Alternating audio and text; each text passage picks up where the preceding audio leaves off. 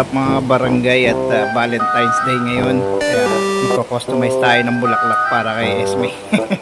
So ito yung kinostomize natin. Kangkong, gamomela, tsaka with sili para maanghang ang pagmamahalan. Yes!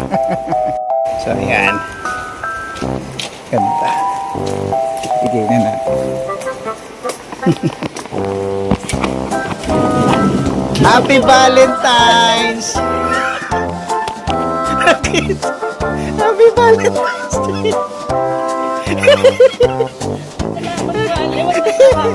Happy Valentine's Day! Nilagyan ko sili.